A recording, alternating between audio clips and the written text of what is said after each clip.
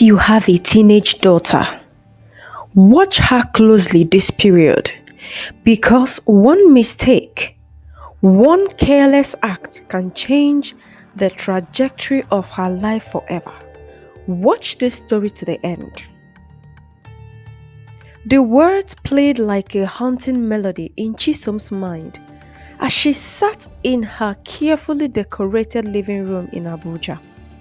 Her husband, Michael, had left her for work hours ago, but she hadn't moved from the couch. Her hands rested on her lap, clenched so tightly that her knuckles turned white. The ticking of the wall clock seemed louder than usual. What would make someone so lost in thought, you would ask? You will find out soon. 5 years ago, 5 long years of waiting, of enduring the polite smile from Michael's family and the not so polite whispers from her friends and neighbors. Why haven't they had a child yet? Is she barren? Maybe he married the wrong woman, they all said. She hated the pity in their voices. But what she hated more was the truth she was hiding. Michael had always been a kind and loving husband. When they got married, he was full of optimism, often talking about how their children would inherit his love for books and her striking beauty. He even picked out names, baby names, long before they had the chance to try for a child. But as the months turned into years, Michael's enthusiasm dimmed. His late night research into fertility treatment and his subtle questions about seeing a doctor became harder for Chisom to evade. Each time he brought it up, she deflected. Let's just keep praying, she would say. God's time is the best. Michael never argued, but she could see the frustration building behind his quiet eyes. He was a patient man, but patience has its limits, and Chisom feared that she was nearing his. That morning, as Chisom prepared breakfast, she overheard Michael on the phone with his mother. Yes, Mama, I know. It's been 5 years, everybody knows. But you have to understand. These things take time, he said, his tone strained. He paused, listening to whatever advice his mother was giving, then sighed deeply. All right, I will talk to her again about seeing a doctor. For the 100th time, Mom. Chisom froze in the kitchen, the knife in her hand, hovering over the cutting board. Her heart raced as panic set in. That night, Michael brought it up again, this time more assertively. Chisom, we need to talk, he began, his voice calm but firm. She pretended not to hear him, focusing intently on the soup she was stirring. Chisom, he moved closer, his hand resting on her shoulder. She flinched at his touch, which didn't escape his notice. Mike, what is it? She asked, feigning ignorance. I've been patient, he said, his voice trembling slightly. But we can't keep avoiding this. 5 years, Chisom. 5 years and nothing. Not even a miscarriage. We need to find out what is really wrong. There is nothing wrong, Mike. There's nothing wrong. You're stressing me out. She snapped, her voice sharper than she intended. Michael stepped back, his eyes narrowing, in shock. I'm stressing you out? So why are you not coming for the checkup? Why won't you go for a checkup? What are you hiding? I'm not hiding anything, she shot back, her hands trembling as she set the spoon down. Then prove it, he said, crossing his arm. Go with me to the doctor tomorrow. Chisom's heart sank. She knew she couldn't keep deflecting forever, but the truth was something she couldn't bear to reveal. At least not yet. Not ever. Michael, please, she pleaded, tears welling up in her eyes. Let's just keep praying. God's time is the best. Michael sighed heavily, his shoulders slumping in defeat. I'm trying, Chisom, but I can't keep ignoring this. We'll talk about this again. And this time, I'm not taking no for an answer. I am certainly bundling you to that hospital to get a check done. As he walked away, Chisom wiped her tears and stared at her reflection in the window. The image of a confident, beautiful woman stared back, but she felt like a fraud. Outside, the estate children played noisily, their laughter echoing in the cool evening air. A little girl tripped and fell, her cries piercing the tranquility. Her mother rushed to her, scooping her up and comforting her with soft whispers. Chisom watched the scene with a lump in her throat. It was a simple moment, a mother and child, but it was a moment she would never have. Why never, you might ask? Her secret wasn't just a burden, it was a ticking time bomb. One day, it would explode, and when it does, there will be no turning back. The sound of children playing outside faded, replaced by echoes from a time long past. Chisom's mind wandered back to her childhood, back to the root of the secret that had shaped her life. She was 15 years old, young and full of curiosity, living with her parents and younger siblings in a modest home in the bustling heart of Owerri.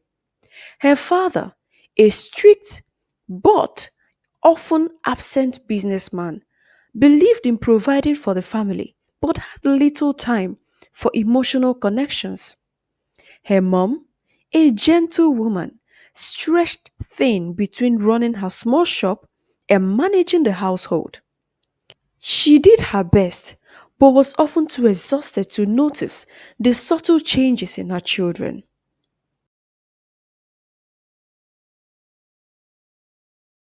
It was during the Christmas holiday that he arrived. He is Obinna, her cousin from Lagos. Obinna was older, perhaps 20, with a charming smile and an air of confidence that made him the center of attention wherever he went. Chisom's parents, eager to make good impression on their relatives, went out of their way to welcome him. Her father allowed him stay in the guest room, and her mother insisted he eat the choicest part of every meal. Chisom too was taken in by Obinna's charm. He was attentive in a way no one else in her life had been, always quick with a compliment or a joke that made her laugh. But what started as harmless admiration soon turned into a darker mission. Chisom didn't know when or how it began, but she and Obinna started spending more and more time together. First in the living room while watching TV, then in the quiet corners of the house where no one could see them. Their interactions became the subject of topic among the estate neighbors, many of whom had noticed their secretive behavior. One day, Mrs. Ugoji, the nosy woman who lived next door, pulled Chisom's mother aside. Madam Nkechi, I am saying this as your friend. Don't misquote me, she began, lowering her voice. You need to watch that girl of yours. Oh. I've been seeing her sneaking around with that cousin that just came. Obinna Okwe. You need to be watchful. Nkechi laughed dismissively. Ah, you worry too much, Mama Chukwudi. They are just children. Obinna is a big brother to her. They can't do anything. What are you saying? Mama Nkechi, I know what. Let me handle my children the way I see fit. Nkechi snapped, ending the conversation abruptly, obviously upset. Hmm. Now you Sabio, if you want to rotten your children, it will be on you at the end of the day. Chisom was naive, but even she knew that what she was doing with Obinna was wrong. Yet she couldn't stop. The thrill, the attention, it was intoxicating. Until the day she missed her period. Oh, did I forget to say they had sex? Multiple times, as a matter of fact. Fear gripped her like a vice as she stared at the calendar, realizing she was late. Hey, she confided in Obina, who reacted with panic. We can't let anyone find out, he whispered one night in the dimly lit guest room. You have to get rid of it, he continued. I'm scared, Obina, she said, tears streaming down her face. Do you want your father to kill us both? Do you want to shame your family? Ha, Chisom, you have to do this. You just have to get rid of it. The next morning, Chisom feigned illness to stay home from school. Obina made some calls and arranged for her to visit a backstreet clinic known for its discretion in doing abortion. The clinic was a far cry from the clean, sterile hospital she was used to. The air was thick with the smell of antiseptics, and the worn out chairs in the waiting area creaked under her weight. Are you sure about this, young lady? The doctor asked, his voice gruff. Yes, she whispered, avoiding his gaze. The procedure was quick, but excruciating. By the time it was over, Chisom felt hollow, physically and emotionally. Back home, her mother noticed her pale face and unsteady walk. Chisom, Bia, come close. What is wrong with you? Nkechi asked, her voice tinged with concern. Nothing, Mom. I'm just tired. I told you I was sick earlier. Mm, sick, huh? Nkechi wasn't convinced. She waited until her husband left for a business trip, then cornered Chisom. Tell me the truth, my friend, she demanded. What's going on with you? Do I look like a child? I gave birth to you, my friend. I've stayed in this world longer than you have. So open your mouth and talk now before I descend on you. Chisom broke down, confessing everything: the affair, the pregnancy, and the abortion. Hi! God. Nkechi's world shattered. She slapped Chisom countless times, not out of anger but frustration and fear. You have ruined yourself. Ha! She cried, pacing the room. What if something goes wrong? What if you can't have children? What if you lose your womb? What if you have died? Hi, God! She kept screaming. Her words turned prophetic. A week later, Chisom developed complications and was rushed to the hospital. The doctor's verdict was devastating. The abortion had caused irreversible damage to her womb. She won't be able to conceive again, the doctor said bluntly to the mom. Nkechi wept silently, blaming herself for not paying more attention to her daughter. She swore never to tell her husband the truth, carrying the guilt and shame like a heavy burden. Chisom blinked back tears as the memories of what happened 15 years ago faded, replaced by the reality of her childless marriage. She glanced at the clock, realizing Michael would be home soon. She knew she couldn't keep the truth hidden forever, but she wasn't ready to face the storm it would bring. It had been 5 years since Chisom and Michael tied a knot. Their union celebrated with lavish fanfare in Abuja. The society wedding was the talk of the town, but behind the beautiful smiles and expensive decor, a shadow has started to creep into their lives: childlessness. Over the next few days, Michael's behavior changed. He became distant, spending more time at work or with his friends. Chisom chalked it up to their argument, but she had no idea he was devising a plan to uncover the truth. One evening, Michael came home with a friend, Dr. Emeka, who was a well respected gynecologist. Chisom, this is Emeka, Michael said, introducing them. He's an old friend from university. It's nice to meet you, Chisom said politely, though she couldn't shake the feeling that something was off. What she didn't know was that Michael had confided in Emeka about their situation. Emeka, eager to help his friend, suggested a discreet way to get answer, which was sedate Chisom during the night and conduct a private examination. That seemed to be a perfect plan. A week later, Michael put his plan into action. One night, after dinner, he laced Chisom's tea with a mild sedative. She fell asleep quickly, unaware of what was happening. Emeka arrived shortly after that, carrying a small medical bag. Are you sure about this? Emeka said, his voice tinged with hesitation. I have to know the truth. I just have to let me know where I'm standing and what I'm doing. I can't keep being. Carry on, please. The examination was quick and silent. When it was over, Emeka packed his tools and sat across from Michael. Michael, he began cautiously. There is no easy way to say this. Your wife doesn't have a womb. Eh? The words hit Michael like a sledgehammer. He struggled to process what he was hearing. Guy, wait. Say that again. I said she does not have a womb. Hey, Chineke. Are you sure what you're saying? Do you have to recheck? Which one is she doesn't have a womb? How can she not have a womb? What happened to the womb? Where did she take it to? He asked, his voice barely audible. Mike, I'm certain. It's likely the result of a surgery or medical complication. Ha! I'm finished. Michael kept saying. The next morning, Chisom woke up to find Michael sitting on the edge of the bed, his face a mask of cold fury.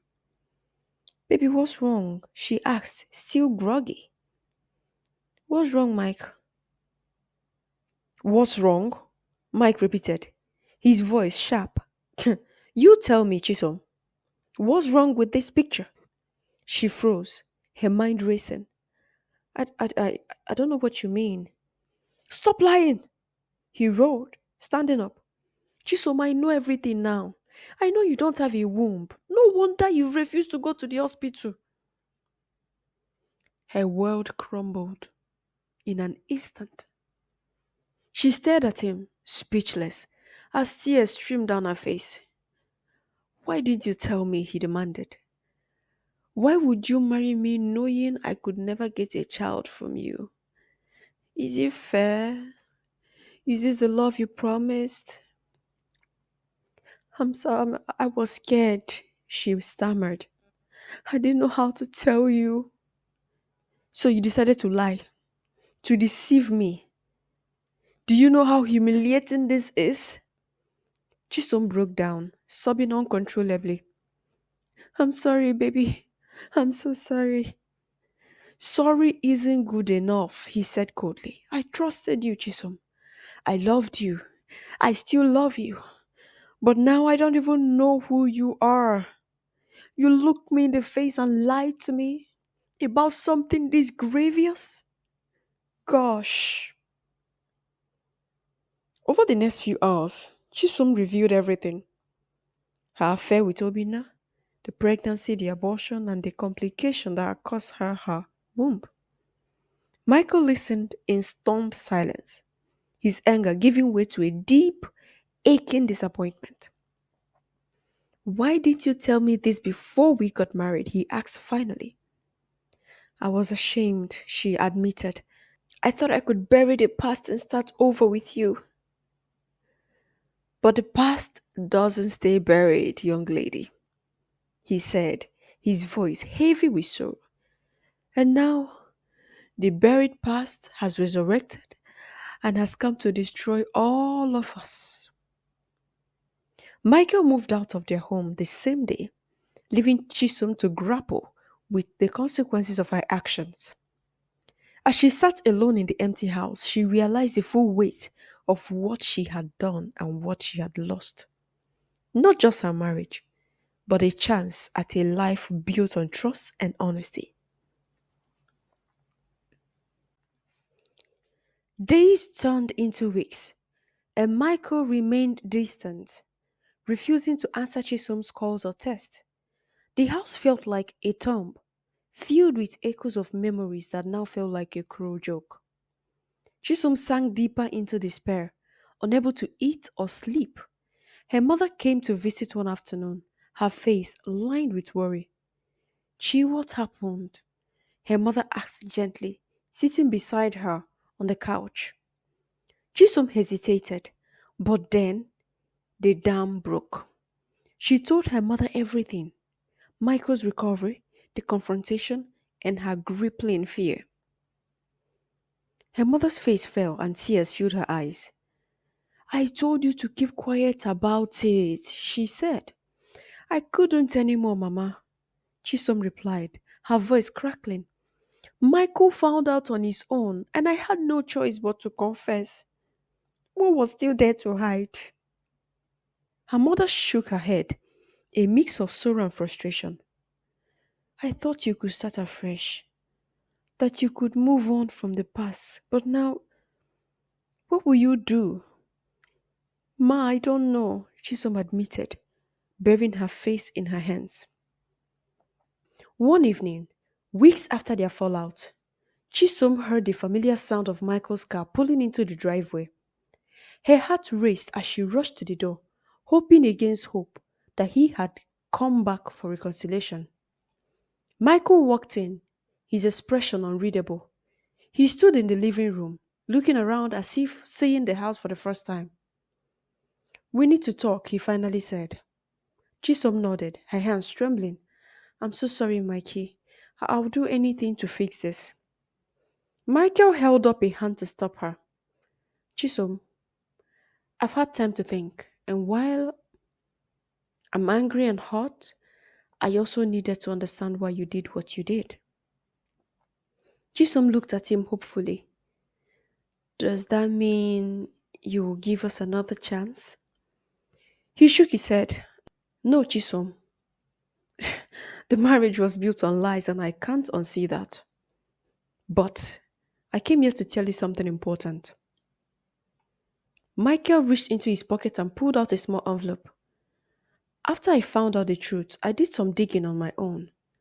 I needed to know everything. Chisom frowned, confused. What do you mean? Because I suspected there was more to this story than you were telling me. Michael interrupted, and I was right. Obina isn't just your cousin, Chisom. Obina is my half brother. The room spun around her as Chisom tried to process his words. No, wait, that's impossible, she whispered. It's true, Michael said bitterly. Your father and my mother had an affair years ago, long before you and I ever met.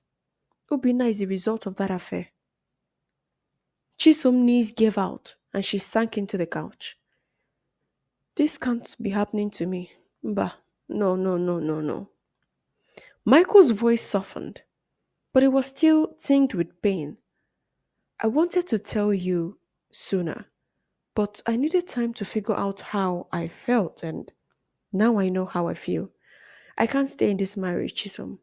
There's too much damage, too much baggage, too many lies. But I can't stay. Michael stood to leave, his eyes meeting hers one last time. I hope you find peace, Chisom, but it won't be with me anymore. Chisom watched him walk out the door, her heart shattering into a million pieces. As his car disappeared down the street, she realized that her past had not only cost her marriage, but also uncovered a dark family secret she could never escape. She slept with her own brother. My God. She sat in the empty house, the weight of her choices pressing down on her like a heavy stone. There was no redemption, No happy ending, just the cold, hard reality of her actions and their consequences. Months later, Chisom moved out of the house and back to her family's home in Kuje. The estate gossip about her marriage failure swirled around her like vulture circling a carcass, but she paid them no mind. She dedicated her time to working with a local charity, helping young girls avoid the same mistakes she had made. It was a small consolation, but it was all she could do. Months after Michael left, Chisom found herself standing at the edge of a new chapter in her life. The weight of her past still lingered, but she was determined to find a path forward. Her father, a man of few words but deep guilt, approached her one evening with a solemn expression. I've been thinking, Omalicha, the name he fondly called Chisom, his voice uncharacteristically soft. This place isn't good for you anymore. The whispers, the judgment, they will only keep hurting you. Chisom looked at her father, her face weary but grateful. What do you mean, Dad? I've bought you a house, he said, holding out a folder. It's in Amsterdam. It's small but comfortable. I want you to go there to start afresh. No one knows you there, and you can focus on healing and healing properly. Tears filled Chisholm's eyes. Dad, you don't have to do this. He interrupted her with a wave of his hand. Omalicham, Ugobem, my one and only daughter. I failed you once. Chi, I was too blind to see what was happening right under my nose. Let me do this for you. Let me do this for us. It is the least I can do for having failed as a father. Chisholm arrived in Amsterdam on a crisp spring morning. The air filled with the scent of tulips and the faint hum of bicycles whistling past. Her new home was a cozy townhouse along a quiet canal. Its warm, inviting interior presented a stark contrast to the old memories she had left behind. For the first few weeks, she spent her days wandering the city, visiting art galleries, and sitting by the canals, letting the serene environment soothe her frayed nerves. But the silence often brought back memories of Michael, of her parents' negligence, and of Obinna. One day, as she strolled through a park, she noticed a group of children playing. Among them was a little girl with curly hair and bright eyes, who reminded her of what she once dreamt of, a family of her own. The decision to adopt wasn't immediately, but the idea took root in Chisholm's heart. She began volunteering at a local orphanage, spending time with the children. There she met Lily, a 4-year-old girl with a smile that could light up the darkest room. Lily had lost her parents in a car accident and had spent most of her short life in the orphanage. One evening, as Chisom read Lily a bedtime story, the little girl looked up at her and asked her, Do you have a daughter? Chisom's throat tightened. No, Lily, I don't. You can be my mama if you want, Lily said simply, her innocent words cutting through Chisom's heart. After months of careful consideration and legal processes, Chisom adopted Lily. For the first time in years, her home felt alive with laughter and love. Chisom did not marry. Chisom chose not to remarry. She knew she had to heal from her past, not just for herself, but for Lily as well. She focused on building a life where they could both thrive. Her days were filled with simple joys, walking Lily to school, painting together on lazy weekends, and sharing stories about resilience and hope. Another evening, as they sat on the balcony overlooking the canal, Lily asked, Mama, are you happy? Chisom smiled, her eyes glistering. I am now, Lily. I truly am. Chisom's journey wasn't one of complete redemption, but it was one of acceptance and growth. In her quiet Amsterdam home, She found solace in the laughter of her adopted daughter and the peace of a life free from the shadows of her past. Her father visited once a year, bringing with him stories from home and reminders of a family that, despite its flaws, still loved her deeply. Her mother sent her letters, each one filled with prayers and regret, trying in her way to make amends. Though the scars of the past would never fully fade, Chisom learned to live with them. As for Michael, he moved on, eventually remarrying and starting a family of his own. The shadow of his discovery never fully left him, but he found solace in building a new life. And Obinna, he vanished from their lives completely, the dark thread that had woven their fate together finally out. Though the scars of the past would never fully fade, Chisom learned to live with them, to let them shape her without defining her. She had found a new purpose in raising Lily, and in doing so, she had found a way to heal. As the seasons changed in Amsterdam, so did Chisom. She became a woman who, despite everything, chose to move forward, not for anyone else, but for herself and the little girl who now called her Mama. In the end, Chisom learned the hard way that the past never stays buried and that the choices we make can echo for a lifetime. The story ends not with perfection, but with hope. A reminder that even the most broken lives can find beauty and meaning again. Did you enjoy this story? Kindly subscribe, turn on the post notification bell to be the first to know when another amazing story is made available. Like and share so others will see this story and learn this lesson. Do tell me what you think about Amara and teenagers being teenagers. Parenting has become so hard, and I wish every parent out there God's wisdom to parent successfully. Till the next story, story lovers, enjoy your day. Bye.